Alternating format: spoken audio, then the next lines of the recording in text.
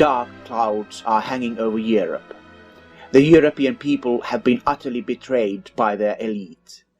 The magnitude of this conspiracy is unprecedented in human history. Our ruling elite has turned out to be a mere corrupt lackey of global capitalism.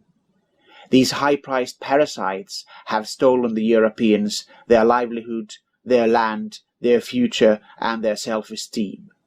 These prostitutes of the corporate world have exposed Europe to an endless rampage of brutal beggars and forcefully denied Europeans any means of defending themselves. We have become powerless. We have lost control over our lives. We are denied our place in this world, and our spirit is waning. What once was ours has been taken away and given to greedy aliens. What we once held sacred is ridiculed and mocked by arrogant intruders. What once was familiar to us has now been degenerated into something strange and threatening. For decades, Europeans have been taught to hate and despise themselves.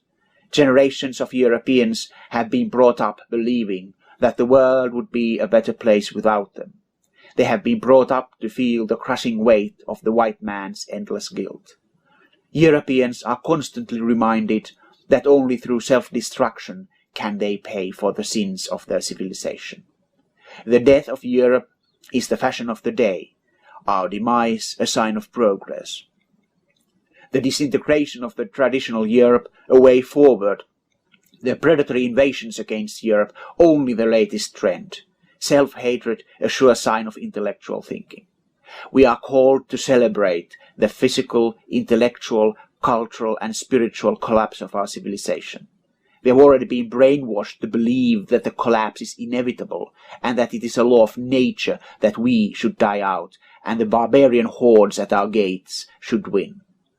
Under the disguise of liberalism, humanism and democracy, Europeans have been persuaded to commit an ethnic suicide. A race that has achieved so much and has survived so much has been tricked to welcome its own downfall and to take active measures in order to become a stranger on its own soil.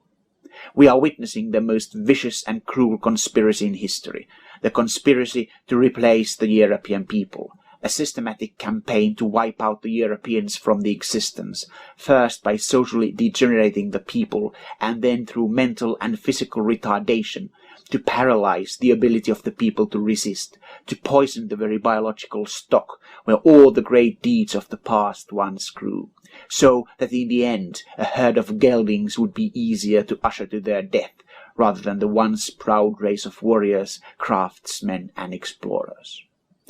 But as our situation deteriorates, the harsh realities of life will force the European people to open their eyes.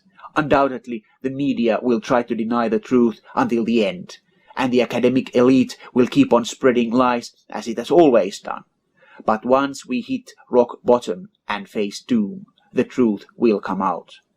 They may preach leftism, liberalism, feminism, love and peace, reason and tolerance, but as our desperation and anger grows, the old instincts start working again.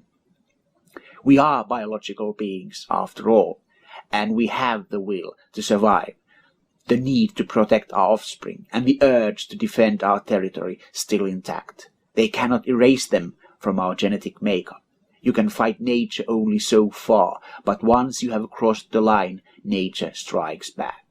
This is a struggle between sterile theories and the primitive forces within us, between high-flying, politically correct ideals and our atavistic passions. And in the end, life will prevail over theory and abstractions.